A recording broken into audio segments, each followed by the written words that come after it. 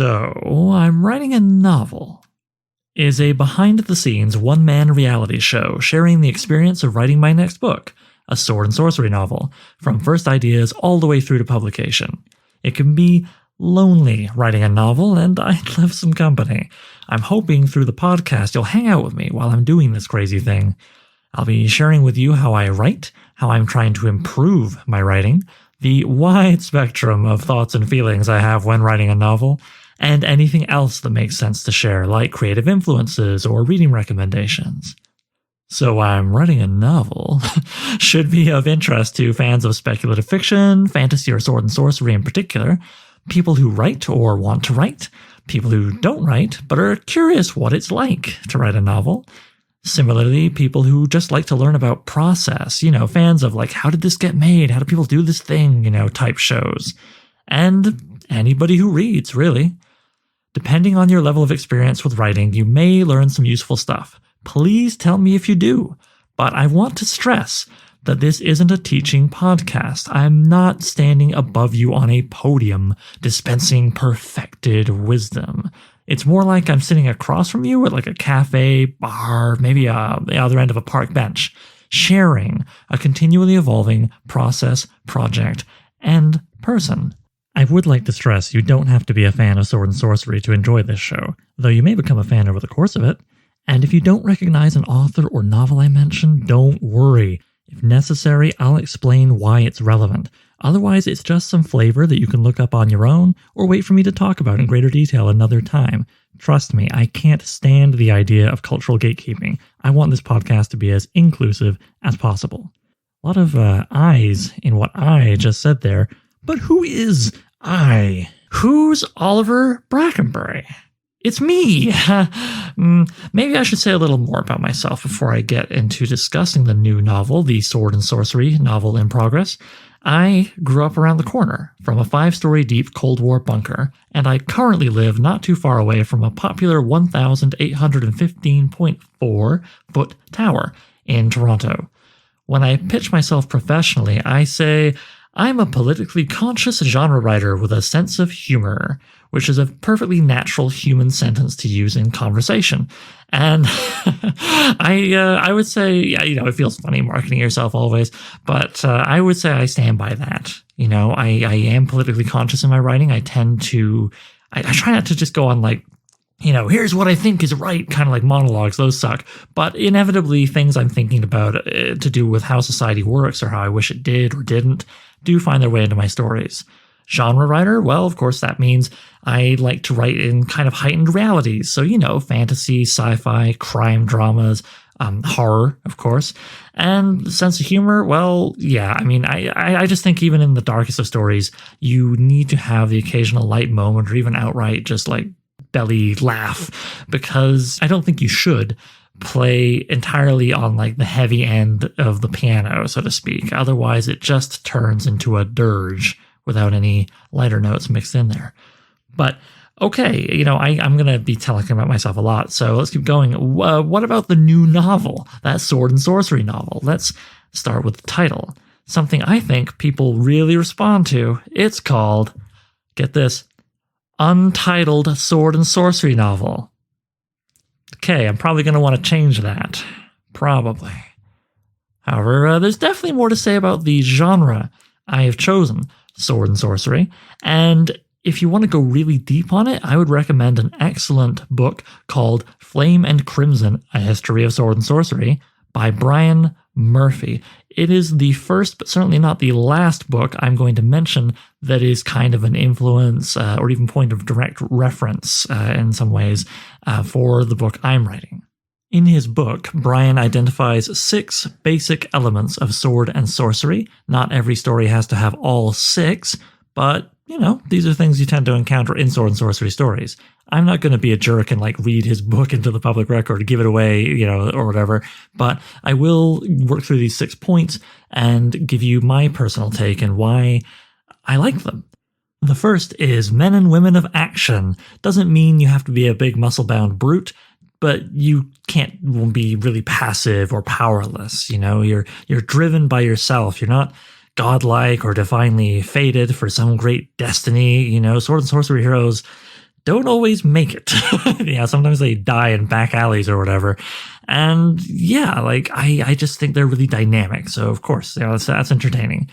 Number 2 is dark and dangerous magic. Yeah, in Sword and Sorcery, magic tends to be very frightening and often the provenance of villains or just friggin' weirdos that kind of leave the hero scratching their head. So yeah, I find that far more entertaining than the more highly codified way of handling magic where there's schools and maybe a rock, paper, scissors approach to things. With Sword and Sorcery magic, it always feels like anything could happen. The third item on the list is personal and or mercenary motivations. Like SNS heroes, they tend to, even if they're sort of caught up in some sort of huge, sweeping, epic fantasy type story, the focus is very sort of small, very ground up, very much around them and what they're getting up to. And often they're just trying to survive or get a bit of money. Maybe they're even kind of jerky, like Kugel from the Jack Vance Dying Earth novels. He's a complete bastard. But there's a spectrum, it's not always jerks. It's just that they're not Johnny do-goods who get up in the morning asking how they can do good. It tends to be something a bit more relatable to how we all try and get through our day. Item number 4 is horror and probably specifically Lovecraftian horror influences. A lot of classic Sword and Sorcery authors also wrote horror. And as it would happen, I have also written horror, so I'm hoping that will help me out. I find that the horror elements of Sword and Sorcery can provide a really refreshing contrast with the sort of, I've got a sword and I'm chopping off 10 dudes' heads situations. It further grounds the heroes.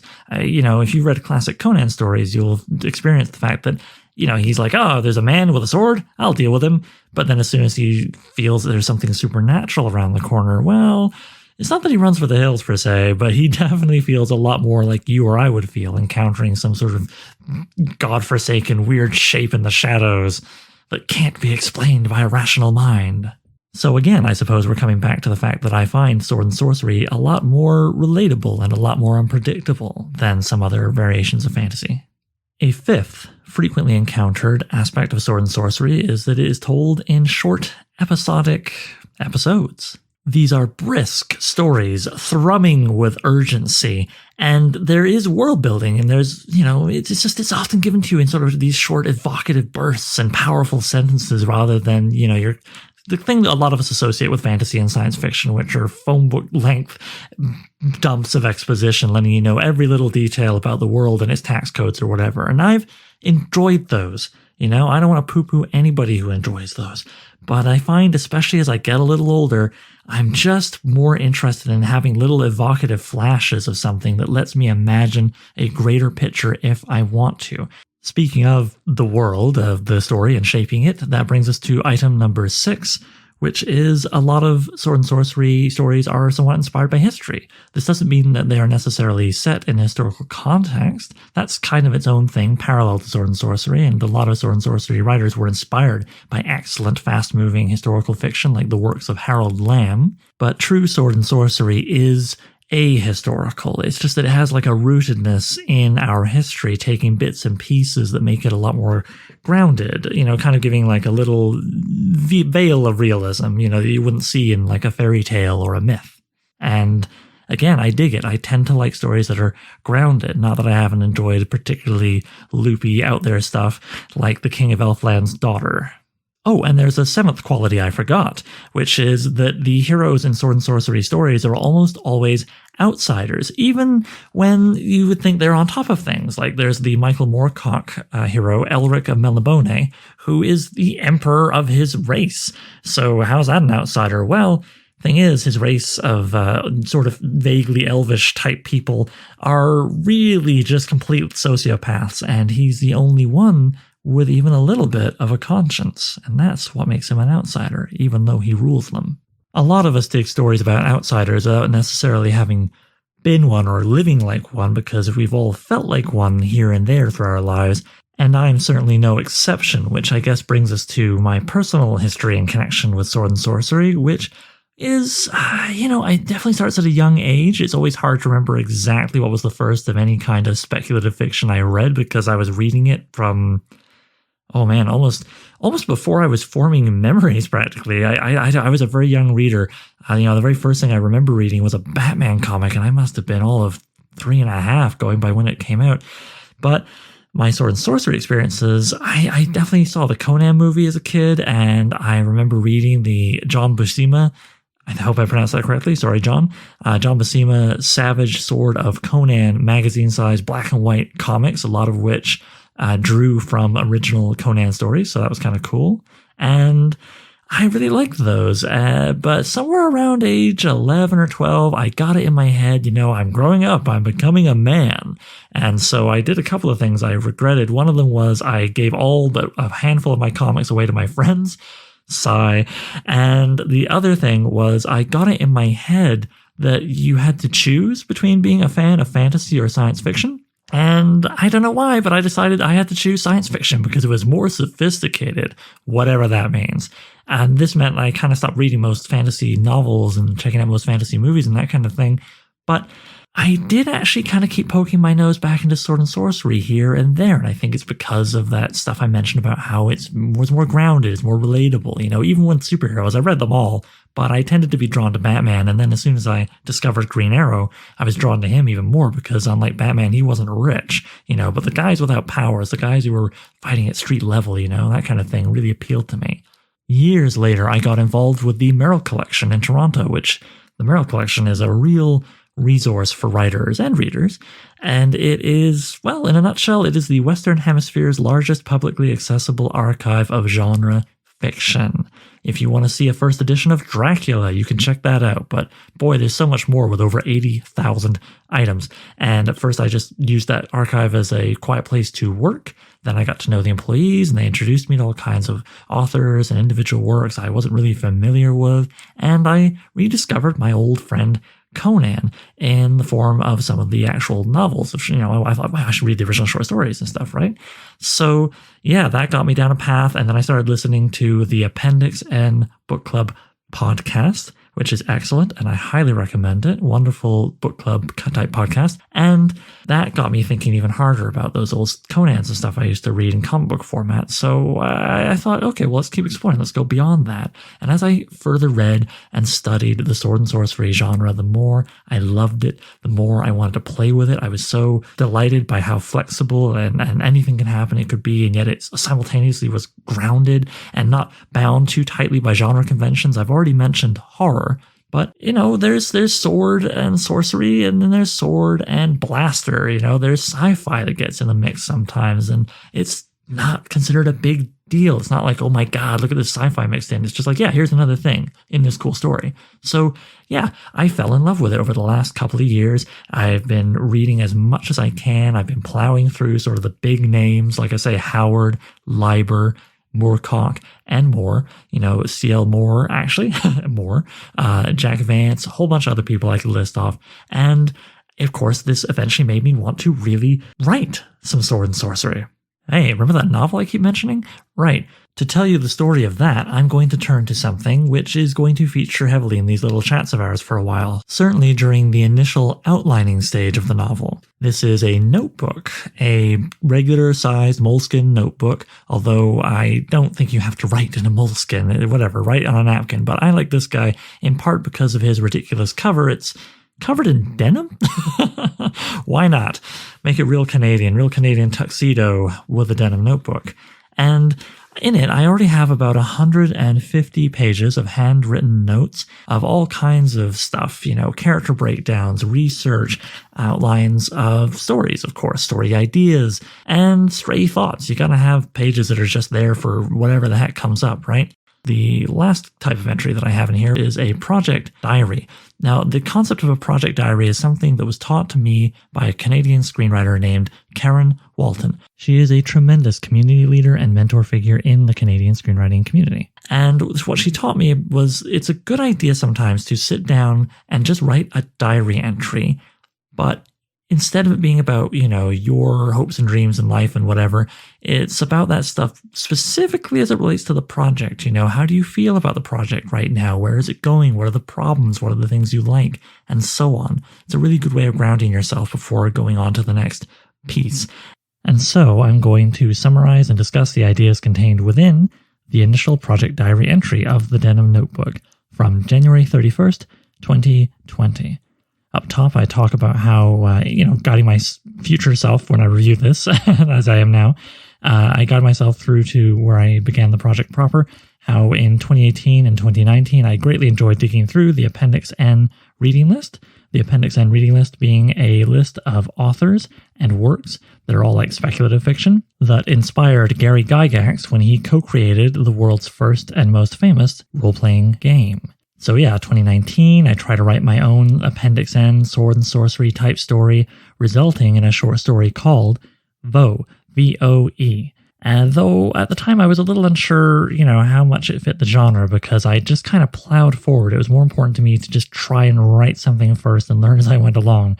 I liked Voe and the character in it, who is also named Voe, so much I wanted to write more short stories starring her, with the story I'd written serving as like an origin story or first chapter, which it already kind of read as. At first, I thought it would be fun to write all kinds of short stories about the same character and submit them all over, just like the classic sword and sorcery authors and many other speculative fiction authors of days gone by. However, I am lucky enough to count author J.M. Fry as a friend, and she told me how today's short story market really isn't like the heyday of the Appendix N reading list books, roughly 1920 to 1977, where you could write a whole bunch of short stories all about one character and submit them all over. Nowadays, the right situation gets complicated if you want to bundle those stories into a novel to sell, and also it can look like you only have one idea. So I write in the diary here, okay, I'm recalibrating. Now, what am I going to do instead? Oh, I know. I'm going to write a novel composed of short stories, which is what's called a short story cycle, where you follow a single character through a period of their life or even their entire life as told in a bunch of little short stories that can be read on their own, but altogether add up to something greater, than they are individually. I was partially inspired to do that format because of reading a bunch of the classics, like Fritz Leiber's Fafhrd and Grey Mouser series, which follows his two plucky thieves over many years of their life while into middle age, or Conan, but not Conan. What I mean by that, and why I'm kind of chuckling, is there is a notorious series of Conan books, which on the one hand are responsible for things arguably like the Schwarzenegger film that most of us know, and the fact that anybody really knows who Conan is, but also cause a lot of controversy. They were edited and put together and written in most parts by Lynn Carter and L. Sprague de Camp, who many people will say, as writers, they were good editors. They got a hold of the rights to Robert Howard's Conan stories somewhere in the 50s, I think. And then in the 60s, they decided to ride the wave of Tolkien's, exploding fantasy wide open again for everybody with Lord of the Rings by publishing them. But they didn't just publish the old stories. They found any scrap of paper upon which Robert Howard might have written sword, and then they would add 8,000 words and call it, a Lynn Carter and Robert Howard collaboration. They would also take stories by Howard that were not Conan stories and that were set in real life, quote unquote, ancient Egypt or whatever, and then just add some wizards and monsters and crap and call it Conan. The big thing, though, that really seemed to irk a lot of people was that they would take these posthumous collaborations, as it were, along with the originals and edit them all together into one big linear narrative, which, as far as anyone can tell, was never Howard's intention. His first story about Conan was actually kind of late middle aged, and he had had many adventures and was a king. Not the beginning, not when he was a young man first coming south from the barbarous nation of Samaria to see what's up with these civilized nations.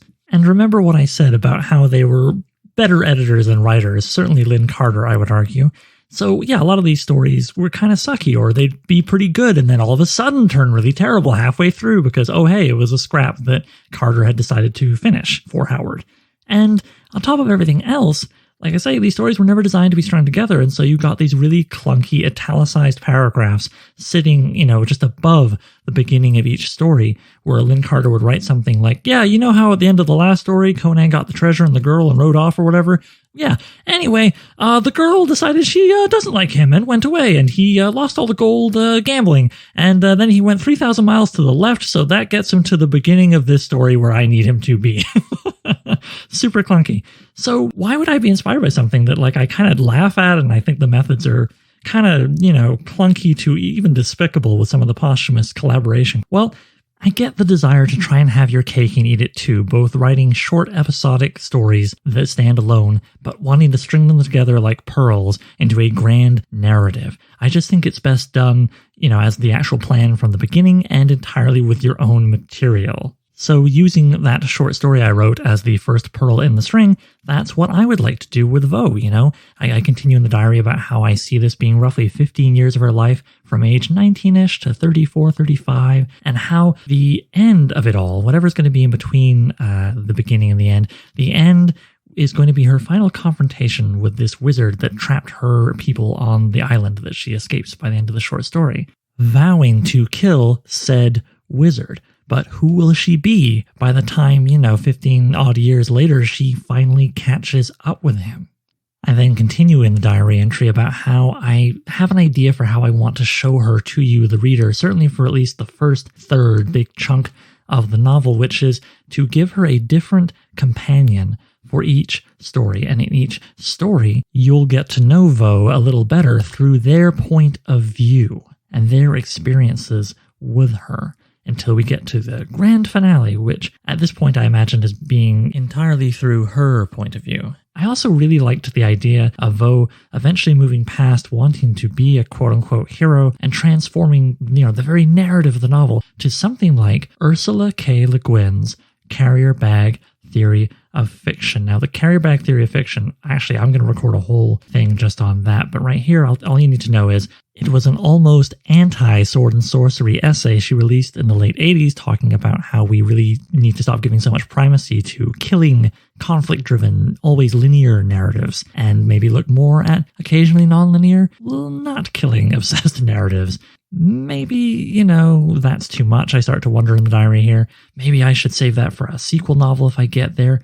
Maybe I can just have her decide to go down that path right before or right after her victory over the wizard. I'm still not sure, back in January of last year. But it does feel approximately right. And past Oliver here finishes the entry by writing about how he really just wants to focus on telling the individual stories as well as possible. There's some worry at this point about muddying things by trying too aggressively to thread one big story arc through all of them. Besides, if Vo gets put through sufficient hell, then it shouldn't be hard to sell her wanting to leave the hero, violent life, whatever behind, right? That's it for the diary entry. Here, I think we can already see some intriguing tensions in the meta-narrative of me writing the book, because most sword and sorcery stories are told in a way that they stand alone, yet like Lynn Carter and L. Sprague de Camp, I crave the grand narrative, yet I want the stories to stand on their own, yet I want Vo to grow and change over the course of the book. Yet, sword and sorcery heroes, with a few exceptions like Fafhrd and Grey Mouser that I mentioned, tend to stay pretty much exactly the same. That's part of the promise. Each time you run into, say, a Michael Moorcock Elric story, Elric is basically the same guy. He might have had some more crappy things happen in his life. He kind of suffers a lot, that guy. But it's Elric. You always know what you're going to get. How am I going to reconcile these tensions? Well, we'll find out. Yeah, okay, so I think that's it for the diary. Let's move on to the story, Vo. And the last thing I think I'll share with you today. That short story, like I say, it's about a woman named Vo. What else do you need to know? Well, maybe a little bit. Okay, so the character is a big Gwendolyn Christie type, Rosie the Riveter type, brawny woman, daughter of two craftspeople, a blacksmith. Her mom and her father is what's called a dyer, someone who makes dyes. So if you can believe it, I like the idea of a guy who's all about color being her dad. Frankly, I also like her having craftspeople for parents because I can relate to that, having a pair of goldsmiths for my mom and dad. They live in a village on the other side of a very far northern island, kind of like the Shetlands from our world. And their half of the island is one people, and the other half of the island is the other people, with whom they have a terrible blood feud going back a few hundred years. Shortly after Vo's parents die, when she is still a teenager, freshly 19, she decides that she wants to become a hero, like the ones in the stories she was raised on, and she wants to travel to get off this island. But it's not so simple. Ultimately, she seeks help from someone from the other side of the island, a shepherd, to whom she actually lies about being from far away. And by the end of the story, of course, they have achieved that. They're on a boat, they're rowing away. But the shepherd doesn't get to continue on to the mainland. Vo does, however, and you can see why a story ending with someone in a boat going off into the distance might make you wonder where does she land? What else does she get up to? Does she become a hero like she wants to be? Well, it's not so simple. You may recall I mentioned earlier, Sword and Sorcery is not prone to having characters that have square jaws and are Johnny Do-Goods. Vo may think that's what she wants. She may think she wants it for selfless reasons, but it's not that kind of story. Off we go into the grander narrative of the novel, with its cycle of short stories connecting up to tell you of about 15 years of her life. I see the first third or so of the book being about her trying to help others and become that hero. But, as I say, it doesn't really go that way. I like the idea of the middle of the book being more to do with her trying to live for herself rather than for others. And that's a very good time for her for a while, until eventually she kind of goes a little too far into living for herself and it bites her in the butt, leading to the final third of the book, where, spoiler, sorry, this is going to be full of spoilers. I'm going to be telling you about everything. So yeah, into the final third of the book, where she is the unwitting pawn of a supernatural sort of patron. Maybe patrons, I haven't decided. I'll discuss that more in detail down the road. So yeah, that's the basic shape of it, and I would like to share with you one last little piece of inside baseball here. See, I actually got a story editor to work with me on the short story to help me try and improve it. And I have the notes folded up, a little printout here, stuffed in the back pocket of that denim moleskin notebook I mentioned. And I'd like to share it with you. These notes are on what was the 6th draft of the short story. Currently, the short story / I guess first chapter of this short story cycle is on draft 10. All right, time to share with you my soft, squishy underbelly by reading the feedback. Your story is solid, competent, interesting, and contains some great lines. I see 2 distinct areas you could work on. The first is technical, the second is thematic. Technique. You tend to tell readers that the characters are talking, and give the discussion's content instead of having the actual conversation. The explanation removes immediacy and the sense of forward momentum. It's passive, pulling readers out of the now of the story. Try putting in the actual dialogue instead. For instance, on page 1, Rock Shepherd wobbled with the effort. He told her she was no queen. Consider instead, Rock Shepherd wobbled with the effort. You're no queen, he said, or spat or snarled, etc. Dialogue is active. If you switch to a more active mode, the story will become more dynamic. Nuance can be added in dialogue tags rather than as part of the general description. This isn't so much show, don't tell advice as it is less telling, more doing. Yeah, they were very right about this, and I can tell you it was a curious effect of me kind of compensating for something. See, I write both screenplays and prose.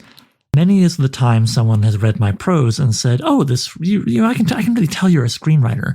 And many is the time someone has read my screenplays and said, "Oh, I can really tell you write books."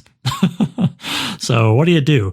I think of screenplays as being far more dialogue driven, and so this thing that she's describing came out of the fact that I was overcompensating for that by trying to remove the amount of dialogue, so maybe people wouldn't tell me it reads like a screenplay. Okay, the other thing. Theme.